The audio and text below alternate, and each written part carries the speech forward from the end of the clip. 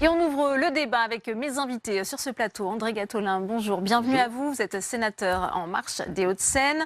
Également avec nous, Hugues Widor, bonjour, merci d'avoir accepté notre invitation. Vous êtes président de l'UDES, c'est l'Union des employeurs de l'économie sociale et solidaire. Vous étiez à Matignon ce matin. Loïc Hervé, vous aussi, vous étiez à Matignon. Vous êtes sénateur centriste de la Haute-Savoie. Vous étiez présent ce matin justement au nom de l'Association des petites villes de France. Et puis j'accueille enfin Michel Dubromel, bienvenue à vous, président de France Nature Environnement. Première question pour vous, Loïc Hervé.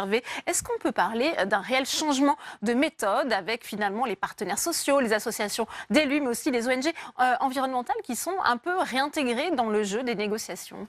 Je pense que c'était très utile de le faire. On l'a demandé à corps et à cri depuis maintenant plusieurs mois.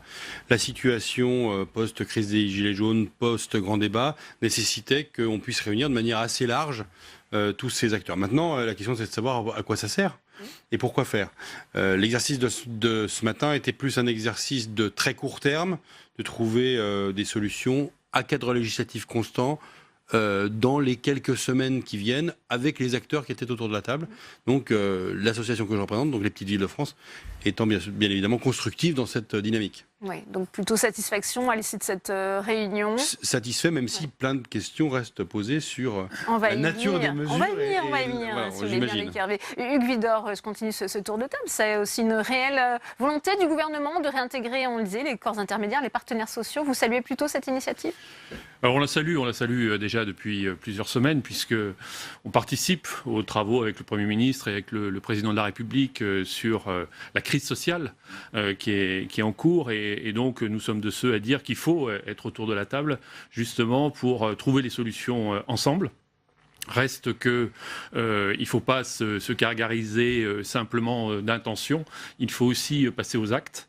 Ce que nous avons observé ce matin, c'est que le tour de table a permis de montrer que tous les acteurs, et une grande partie d'entre eux, étaient en capacité de s'inscrire dans cette démarche.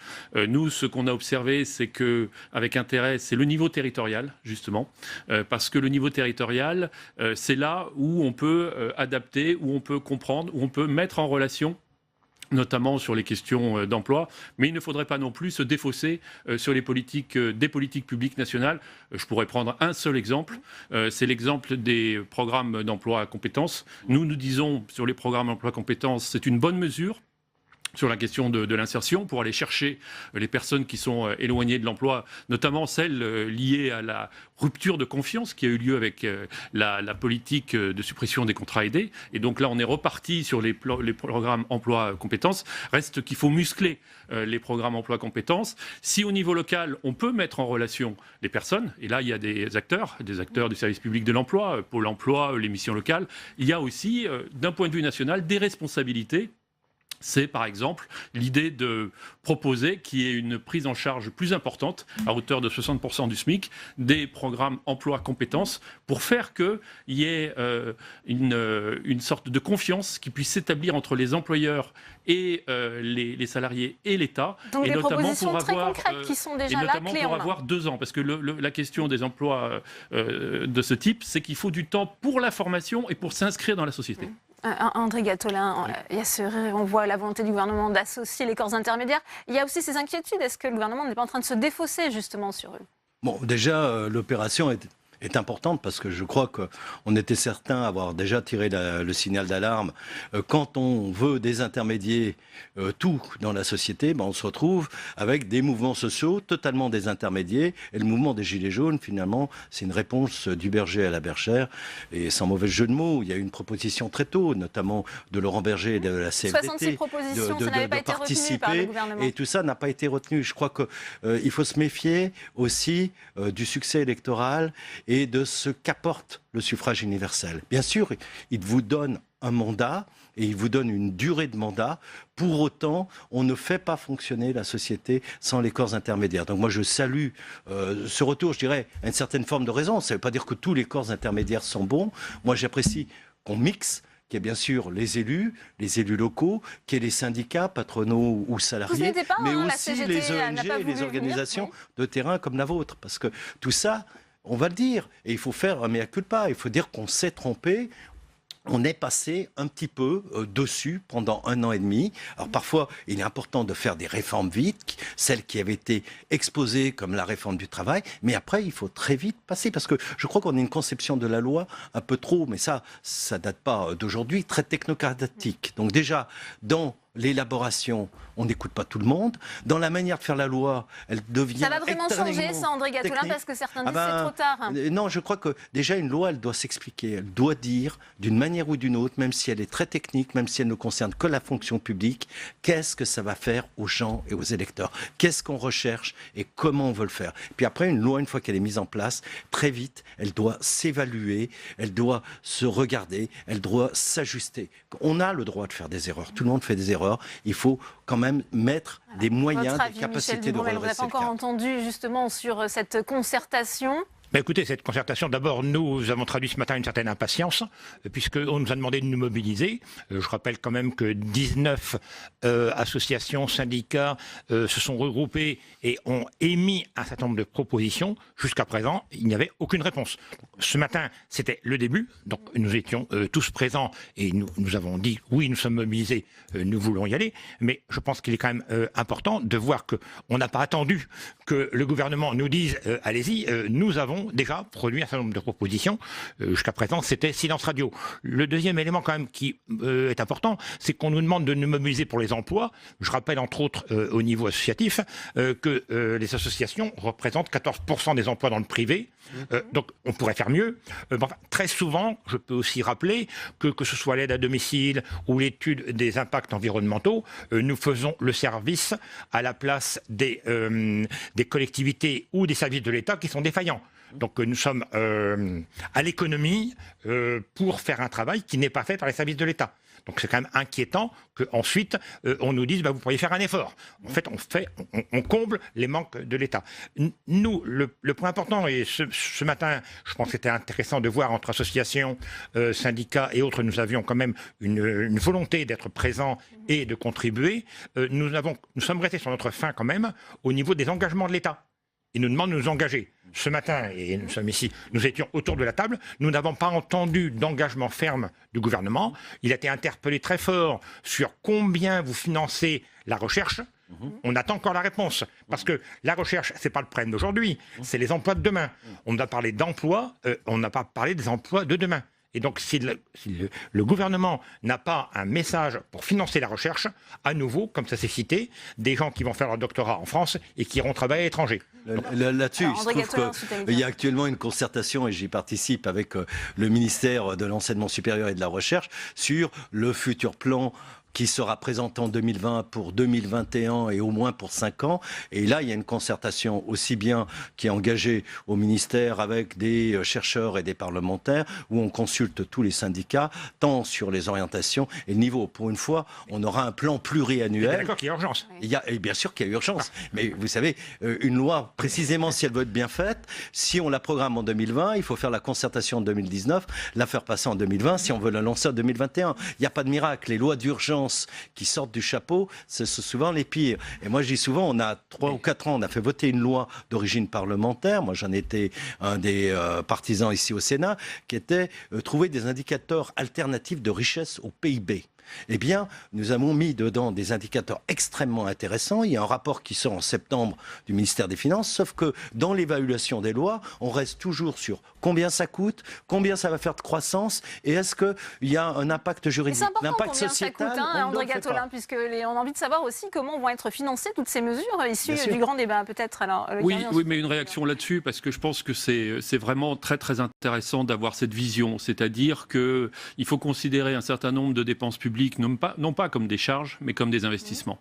Et on le voit au niveau de l'emploi, sur les publics en situation d'insertion. Si on n'investit pas sur ce public, demain, ils ne seront pas en emploi. Et donc, ça représentera un coût pour la société. C'est pour ça que nous disons, mais il faut massivement investir sur le PEC, il faut massivement investir sur ceux, justement, qui sont éloignés de l'emploi, parce que demain, ils feront partie de notre pacte social et de notre pacte républicain. Un mot aussi sur la méthode au niveau des territoires. Parce que moi, ce que j'ai retenu du grand débat, il y a 3 grandes valeurs qui ont émergé. La question de la citoyenneté, très importante, qui est demandée par nos concitoyens. La question de la proximité, c'est-à-dire être en relation directe avec les élus sur les territoires, et la question de la solidarité. Et sur ces 3 registres, mon voisin parlait du poids de l'économie sociale et solidaire. C'est 14,5%, c'est 2,3 millions de salariés et qui sont présents sur tous les territoires. Je disais ce matin au Premier ministre que nous étions présents sur 2 communes sur 3 en France aujourd'hui, sur des actions de solidarité, de protection sociale, d'insertion. Et donc, on ne peut pas faire sans l'économie sociale et solidaire. Et donc, le faire aussi au niveau des territoires est très important parce que c'est là où se jouent justement des alliances possibles pour développer Alors, de l'emploi. on évoquait aussi cette redécouverte finalement des partenaires sociaux, des corps intermédiaires par l'exécutif. Je vous propose d'écouter Stanislas Guérini, le délégué général d'En Marche, qui était hier chez nos confrères du Grand Rendez-vous. Je ferai réagir après Loïc Hervé. Oui, il faut davantage associer les partenaires sociaux. Pourquoi faire? Non pas pour changer de cap, changer la cohérence de la politique économique que nous menons, mais pour être plus efficace et plus concret. Nous avons engagé une grande réforme pour l'apprentissage, pour la formation professionnelle, une mobilisation pour faire en sorte que le travail paye plus. Mais voilà, parfois, cela met du temps à se transformer. Et donc, moi, je crois qu'avec les partenaires sociaux, sur la transition écologique, sur les sujets que je viens d'évoquer, il faut travailler avec eux pour que, justement, on mette en place les mécanismes concrets qui permettent donc, de faire le dernier kilomètre de la réforme. Et donc, mais ce qui sera décidé collectivement, bien sûr que ça sera appliqué. C'est comme ça qu'on doit travailler désormais, en associant davantage, au plus près du terrain, ceux qui vont nous aider à faire la transformation de ce pays. Loïc Hervé, qu'est-ce que ça vous inspire cette Nous fêtons aujourd'hui redécouverte, on les disait, 2 c'est pas ans votre de l'élection cas. d'Emmanuel Macron à la présidence de la République. Donc on est quasiment au milieu du gué.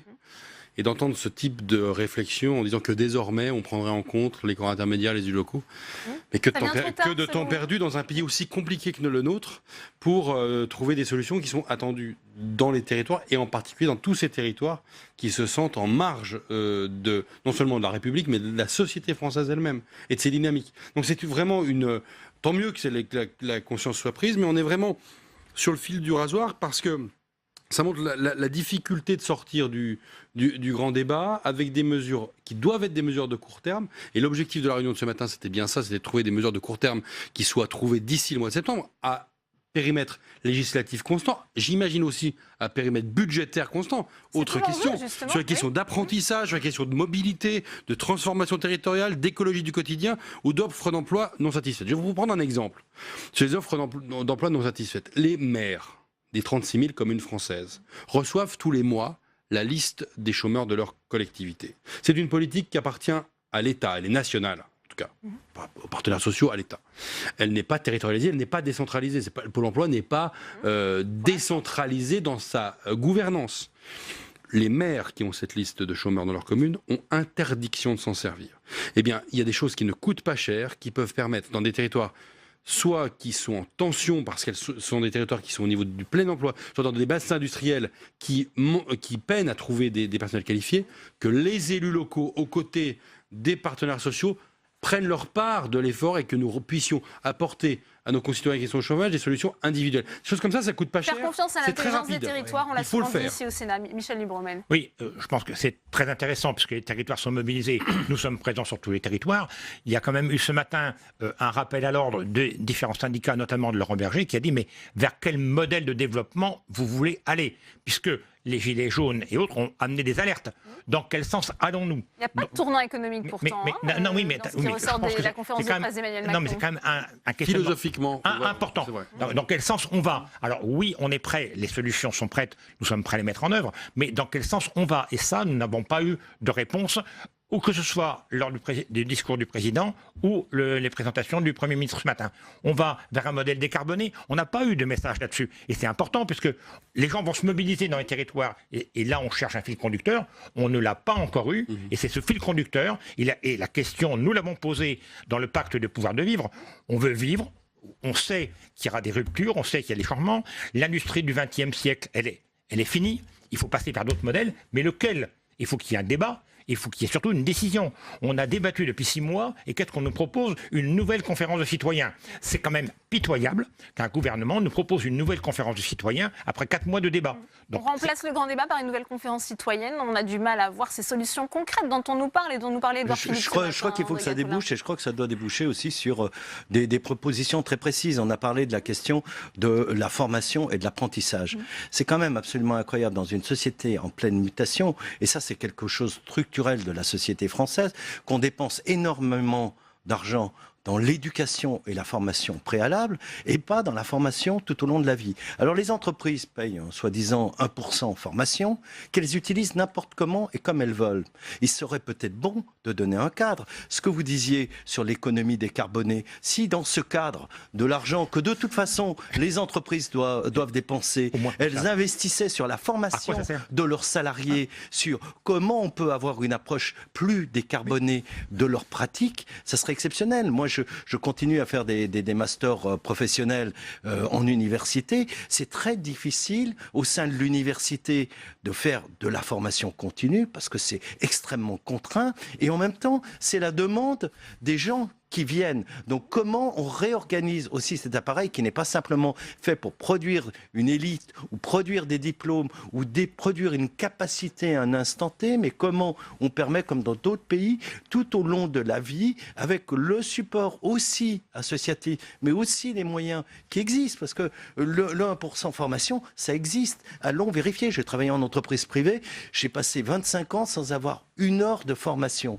alors que je devais m'exprimer en anglais, utiliser l'informatique, etc. Donc il y a eu des erreurs dans ce premier année de quinquennat. Non, mais c'est pas simplement. Il y a des choses aussi qui sont structurelles, qui réémergent, auxquelles il va falloir trouver des... Oui, moi je voulais réagir sur les questions d'emploi et formation que je connais d'assez près, et notamment sur la problématique des OPCO, pour dire qu'il y a bien la nécessité d'avoir un cadrage national. Vous parliez de l'obligation légale à 1%, par exemple dans le milieu de l'économie sociale, et sur certaines branches, on est plutôt à 2,3, 2,5. Et dans ces OPCO, je peux en citer un qui est Uniformation, mais il y en avait d'autres, Unifaf ou d'autres pour d'autres secteurs, bien, le nombre de salariés formés est tout à fait considérable. Et donc, on ne peut pas dire qu'il y a eu gabegie ou mauvaise utilisation dans ce secteur-là, parce que, je vais vous prendre une branche, la branche de l'aide à domicile, 228 000 salariés, 125 000 salariés formés tous les ans. Après, par rapport à l'apprentissage, il faut comprendre que par rapport au milieu associatif, il y a une évolution considérable, puisque le milieu associatif n'avait pas de taxe d'apprentissage. Et donc aujourd'hui s'inscrit évidemment dans ce dispositif. D'ailleurs, certains avaient anticipé pour, je pense à l'animation, au secteur médico-social, qui avait affecté une partie du taux de la formation, et notamment de la professionnalisation, pour le mettre sur l'apprentissage. Mais il y a un temps, c'est-à-dire il faut repérer les CFA, il faut bâtir des politiques, et il faut aussi dénouer quelques nœuds. Je vais en prendre qu'un aussi, c'est dans le domaine de l'aide à domicile, où il faut accompagner les personnes qui vont s'occuper des personnes âgées. Ça veut dire que les calendriers fixés par l'exécutif ne seront pas tenus, parce qu'il y a quand même des délais qui doivent être respectés. Ce que je veux dire par là, c'est que le régional peut s'emparer d'un certain nombre de sujets, mais qu'il faut qu'il y ait un cadrage politique national. Et que ça relève de l'État. C'est la même chose sur les politiques de handicap. Ça va appeler aussi forcément un nouvel acte de la décentralisation. Justement, la mise en œuvre de toutes ces mesures, on attend justement plus peut-être de pouvoir, une vraie décentralisation. D'emblée, le Premier ministre, ce matin, quand il a reçu d'abord les associations d'élus locaux avant d'élargir, je dirais, aux associations que vous représentez, messieurs, ainsi que les partenaires sociaux, a évoqué quand même qu'un certain nombre de sujets ne seraient pas évoqués à l'échelle de cette mobilisation nationale pour l'emploi et les transitions, et que les questions de fiscalité, les questions d'organisation des compétences, qui ont été bien évoquées dans la conférence de presse du président de la République, ne seraient pas évoquées à l'échelle de cette mobilisation-là. C'est, je le dis bien, la difficulté de sortie du grand débat, parce que dès lors qu'on tire un bout du problème, on sait très bien que beaucoup de choses viennent avec. Et je vous rejoins, monsieur, quand vous parlez de la philosophie même de ce qu'on veut faire de notre pays. C'est vrai que sur les grands enjeux environnementaux, les enjeux sociétaux, les enjeux économiques au sens le plus large du terme, on va où? Et nous avons un président de la République, un gouvernement qui n'ont de cesse de parler de philosophie, de moyen long terme. Là, on est dans la réponse à court terme, dans des choses qui peut-être vont améliorer la situation concrète des gens tout de suite. Mais N'empêche que les questions restent sur la table et elles restent vraiment sur la table. Ouais. Et vous Notamment en ce qui remarquerez concerne quand même- l'écologie du quotidien, puisque cette thématique a été un peu réintégrée aussi ce matin, un peu absente du grand débat. Est-ce que vous avez eu des réponses justement à vos attentes? Ce matin, non. C'est-à-dire que si vous voulez, on nous resserre quand même la rénovation des bâtiments. Ouais, la prime de qui- transport, par exemple, il en était question ce matin. Ça. Ça a été un tour de table, mais on se repasse la patate chaude. Est-ce qu'on va faire une prime mobilité pour les gens? Et on a fait 4 fois le tour, personne n'a jamais rien dit. Alors que tout est prêt, tous les outils sont prêts. On nous a dit que ça serait dans la loi L'Homme. Je me permets de rappeler quand même que la loi L'Homme, qui était parfaite dans la première version, est systématiquement déshabillée par le gouvernement. Il n'y a plus grand-chose. Bon, il n'y a plus grand-chose. Donc, après plus grand-chose, on pourra peut-être remettre dedans une prime mobilité. Mais ce qui est quand même inquiétant, et les Gilets jaunes n'ont pas dit qu'ils étaient opposés à une fiscalité. Ils ont demandé une justice fiscale. Et là, au nouveau, on élimine un problème qui est un problème fondamental. Donc, pourquoi est-ce qu'on n'aborde pas le problème de fiscalité? En plus, quand même, il faudra des moyens. Donc, je ne comprends pas très bien un gouvernement qui a besoin de moyens et qui en même temps dit « Ah ben, on ne changera pas la fiscalité ». Donc, le gouvernement se coupe des moyens qu'il pourrait avoir. Je n'ai pas envie de payer plus, mais si on veut progresser, je pense quand même que les citoyens, et regardons le débat national, les gens ont bien abordé, on veut avoir plus de services publics, on veut avoir ces éléments-là. Si on se coupe les moyens, c'est un gouvernement, pardon, se coupe les moyens, je ne vois pas comment il pourra apporter des réponses concrètes. Eh bien, rapidement, Hugues Vidor. Oui, deux éléments par rapport à ça. Je pense qu'il faut quand même jouer le jeu, parce que sur les territoires, il y a des choses qui peuvent se passer. Et nous n'avons de cesse de dire, en tant que partenaire social de l'économie sociale, que nous sommes présents et que nous sommes prêts à participer. Et donc, de co-construire ensemble avec les personnes qui sont les plus près des réalités, les réponses, ça nous paraît utile et intéressant. Donc ça, cette méthode, on ne la met pas en cause.